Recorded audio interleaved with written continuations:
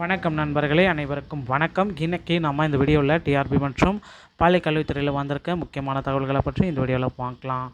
ஆசிரியர் தகுதி தேர்வு டெட் தொடர்பான தற்போதைய நிலவரங்களை இந்த வீடியோவில் நம்ம பார்க்க இருக்கோம்.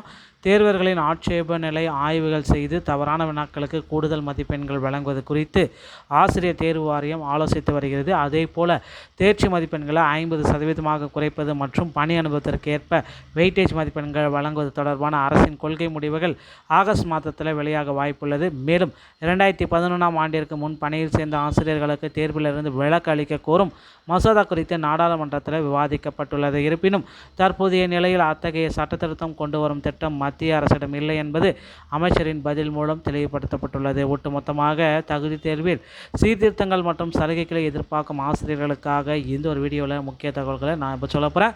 ஸோ வீடியோவை ஸ்கிப் பண்ணாமல் பாருங்கள், அப்போ தான் என்ன சொல்ல வரோம் அப்படின்றது உங்களுக்கு முழுமையாக புரியும். ஸோ டிஎன் டெட் 2026 அதிகாரப்பூர்வமான கொள்கை விளக்க அறிவிப்பு, கிரேஸ் மதிப்பெண்கள் மற்றும் தேர்ச்சி வரம்பு மதிப்பெண்கள் விளக்கு குறித்த ஒரு உண்மையான தகவல்கள் என்ன? ஸோ கொள்கை முடிவுகளுடைய காலக்கெடு அப்படின்னு பார்த்தீங்கன்னா கிரேஸ் மதிப்பெண்கள்.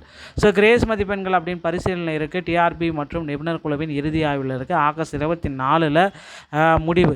மதிப்பெண் 50 மதிப்பெண்ணாக குறைப்பது குறித்து ஆகஸ்ட் 24 வரும். டெட் தேர்விலிருந்து விலக்கு, டெட் எக்ஸாமினேஷன் மத்திய அரசால் திட்டவட்டமாக விலக்கு அளிக்க முக்கியமான அறிவிப்புகளை வழங்க இருக்காங்க. ஸோ மத்திய அரசால் பார்த்திங்கன்னா தேர்ச்சி மதிப்பெண்ணுடைய தளர்வு 50% இந்த வெயிட்டேஜ் மதிப்பெண்களை குறைப்பது, இந்த மாதிரி அனைத்துக்குமே பார்த்திங்கன்னா ஆகஸ்ட் 24ஆம் தேதி சில ஒழுங்குமுறை காலக்கெடுகளை எல்லாமே கிடைக்கும். ஸோ கிரேஸ் மதிப்பெண்கள் மற்றும் இறுதி விடை குறிப்பு செயல்முறை, ஓகேங்களா?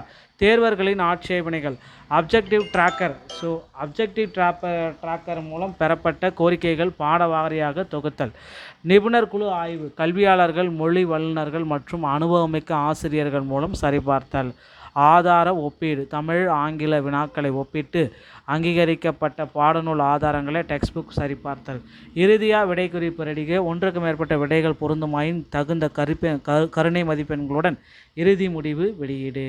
ஸோ டெட்டோடைய ஒழுங்குமுறை அந்த காலக்கெடு அப்படின்னு நம்ம பார்க்குறப்ப 2011, ஓகேங்களா? 2011 கட்டாய கல்வி உரிமை சட்டம் ஆர்டி தகுதி தேர்வு கட்டாயமாக்கப்பட்டுள்ளது, ஓகேங்களா? ஜூலை 4, 2024 டெட் 1 டெட் 2 தேர்வுகள் நடைபெற்றது. உத்தேச விடை குறிப்பு வெளியிடப்பட்டது. ஜூலை 24, 2024 கொள்கை முடிவை அரசு அவகாசம் கோரியது. ஆகஸ்ட் 2024 தேர்ச்சி மதிப்பெண் தகுதி தளர்வு குறித்து அரசு தனது கொள்கை முடிவை அறிவிக்க வேண்டிய கெடு. ஸோ ஆகஸ்ட் 2028 அடுத்து 2021க்கு முந்தைய ஆசிரியர்கள் டெட் தேர்வில் தேர்ச்சி பெற உச்சநீதிமன்றம் விதித்த கெடு ஆகஸ்ட் 2028. இதுக்குள்ளார நீங்கள் டெட் தேர்வில் தேர்ச்சி பெற்றே ஆகணும் அப்படின்ற மாதிரி குறிப்பிட்டு சொல்கிறாங்க. ஸோ இதில் பார்த்திங்கன்னா சிறப்பாசிரியர்களுக்கான வெயிட்டேஜ் மதிப்பெண்கள் கணக்கீடு. ஸோ அடிப்படை மதிப்பெண், பணி அனுபவத்துக்கு 5 மதிப்பெண், கல்வி தகுதிக்கு அதிகபட்சம் 5 மதிப்பெண், கூடுதலாக வெயிட்டேஜ் 10 முதல் 20 மதிப்பெண்கள் வரை மட்டும்தான் கிடைக்க வாய்ப்பு இருக்குது, ஓகேங்களா? பணி அனுபவம், ஒர்க்கே எக்ஸ்பீரியன்ஸ் அப்படின்னு நம்ம பார்க்குறப்ப 5 ஆண்டுகளுக்கு அதிகபட்ச மதிப்பெண் 5, உயர்கல்வி ஹையர் எஜுகேஷனுக்கு 5 மதிப்பெண்கள், மொத்தம் 10 முதல் 20 மதிப்பெண்கள் மட்டும்தான் இதில் கிடைக்கும் அப்படின்றத தெளிவாக சொல்லிட்டாங்க. ஸோ தற்போதைய நிலை டிஆர்பியோடைய நிலை பரிசீலனை என்ன இருக்குதுன்னு பார்த்திங்கன்னா, தமிழ்நாடு பட்டதாரி ஆசிரியர் கூட்டமைப்பின் பொதுச் செயலாளர் பி. ரோமன் ஆசிரியர் தேர்வு வாரியத்திற்கு டிஆர்பியோடைய அதிகாரப்பூர்வமாக கோரிக்கை வச்சுருக்காங்க. என்ன கோரிக்கை அப்படின்னு நம்ம பார்க்குறப்ப, ஆதாரங்களுடன் சமர்ப்பிக்கப்பட்ட கல்விசார் ஆட்சேபனை பாட வாரியாக பிரிக்க வேண்டும், மொழி வல்லுநர்கள் மற்றும் பாட நிபுணர்கள் மூலம் வினாக்களை ஆய்வு செய்ய வேண்டும், தமிழ் தகுதி மற்றும் ஆங்கில வினாக்களை ஒப்பிட்டு பகுப்பாய்வு செய்ய வேண்டும், ஒன்றுக்கு மேற்பட்ட விடைகள் பொருந்தும் வினாக்களுக்குரிய தீர்வு கருணை மதிப்பெண் வழங்க வேண்டும், நிபுணர் குழு போதிய கால அவகாசம் வழங்கப்பட வேண்டும் அப்படின்றத சொல்கிறாங்க. ஸோ அடுத்து இந்த கருணை மதிப்பு, உச்சநீதிமன்றத்துடைய இறுதி காலக்கெடு, இதெல்லாமே இங்கே எக்ஸ்பெண்ட் பண்ணிட்டோம். ஸோ விலக்கு ஏன் இதில் சாத்தியம் இல்லை அப்படின்னு நிறைய பேர் கேள்வி கேட்குறாங்க. கொள்கை முடிவில் விலக்கு ஏன் சாத்தியமே இல்லாமல் போகுமா? ஸோ 2014 கல்வி கட்டாய உரிமை சட்டத்தின்படி பிரிவு 23 செக்ஷன் 23 பள்ளிகளில் ஆசிரியராக நியமிக்கப்படுவதற்கு டெட் கட்டாயமாக்கப்பட்டுள்ளது. ஸோ கட்டாயமாக மேனிடரி டீச்சர்ஸ் எலிஜிபிலிட்டி அப்படின்னு சொல்கிறாங்க. நீதிமன்ற தீர்ப்பு, உச்சநீதிமன்ற தீர்ப்பின்படி தகுதி தேர்வில் தேர்ச்சி பெறுவது கட்டாயம். ஆசிரியர்கள் தேர்ச்சி பெற ஏதுவாக மாநில அரசுகள் ஆண்டுக்கு 2 முறை டெட் தேர்வுகளை நடத்தணும் அப்படின்றது அப்டேட் கொடுத்துருக்காங்க. ஸோ இதுதான் தற்சமயம் வந்திருக்கு இந்த அப்டேட். கருணை மதிப்பெண்கள் நிபுணர்கள் குழு கூறியது. ஸோ சிறப்பு டெட் ஆசிரியர்களுக்கான வெயிட்டேஜ் மதிப்பெண்களும் இதன் மூலமாக தான் கால்குலேட் பண்ணுறாங்க.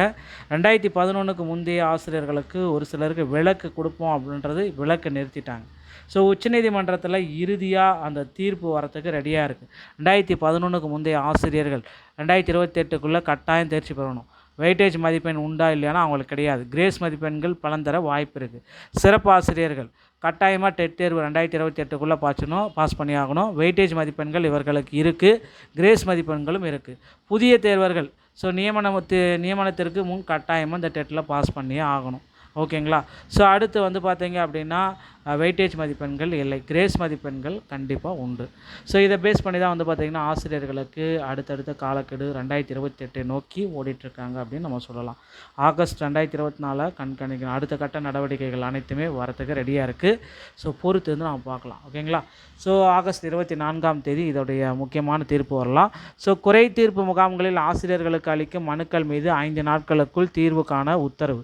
குறை தீர்ப்பு முகாம்களில் ஆசிரியர்களுக்கு அளிக்கும் மனுக்கள் மீது 5 நாட்களுக்குள் உரிய தீர்வு காண வேண்டும் என தொடக்க கல்வி உத்தரவிடப்பட்டுள்ளது. தொடக்க கல்வி இயக்கம் சார்பில் வட்டார கல்வி அலுவலகங்கள் மற்றும் மாவட்ட கல்வி அலுவலகங்களுக்கு இந்த மாதிரி ஒரு அப்டேட்டை கொடுத்துருக்காங்க. ஸோ காமராஜர் காலை உணவு திட்டம் டெண்டர் நிபந்தனைகள் அப்படின்னு நம்ம பார்க்குறப்போ ஒரு சில நிபந்தனைகள் காமராஜர் காலை உணவு திட்டத்துடைய டெண்டர் நிபந்தனைகள் 13 வகை உணவுகளில் தினமும் ஒரு வகை உணவு வழங்க வேண்டும். 4 வகை உப்புமா, 4 வகை கிச்சடி, 3 வகை பொங்கல், 2 வகை கேசரி வழங்க வேண்டும்.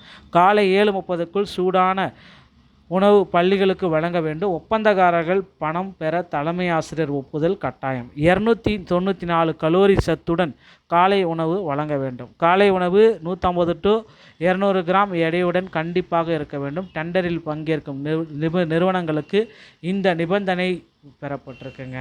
ஸோ அடுத்து வந்து பார்த்திங்கன்னா இந்த பல்வேறு பள்ளிக்கல்வித்துறை சங்கம் கூட அமைச்சர் வந்து பேச்சுவார்த்தை நடத்திட அழைப்புகள் எடுத்திருக்காங்க.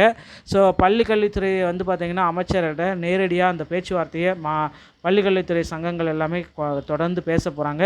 தொடக்க கல்வி பள்ளிக்கல்வித்துறை சார்ந்த ஆசிரியர் இயக்கங்கள் அமைச்சு பணி பணியாளர்கள் சங்கங்களுடன் மாண்புமிகு பள்ளிக்கல்வித்துறை அமைச்சர் அவர்கள் 28ஆம் தேதி இந்த பேச்சுவார்த்தை நடத்துகிறாரு. பேச்சுவார்த்தையில் சில சுமூகமான முடிவுகள் எட்டப்பட்டிருக்குங்க. விரைவில் நம்ம பொறுத்து நம்ம பார்க்கலாம். ஸோ பள்ளிக்கல்வித்துறையில் புதிய நியமனங்கள் 2026 18,000 ஆசிரியர் பணியிடங்களுக்கு உண்டான ஒரு அப்டேட்டை முதல்வர் விஜய் அவர்கள் விரைவில் வெளியிட இருக்காருங்க. இந்த மாதிரி டிஆர்பி மற்றும் பள்ளிக்கல்வித்துறை சம்பந்தப்பட்ட செய்திகள் அனைத்தையும் நீங்கள் உடனுக்குடன் பெறணும் அப்படின்னு நினச்சிங்கன்னா நீங்கள் நம்முடைய சேனலோடு இணைந்திருங்கள். மீண்டும் ஒரு நல்ல தகவலோடு நான் உங்களை சந்திக்கிறேன். நன்றி, வணக்கம், தேங்க்யூ.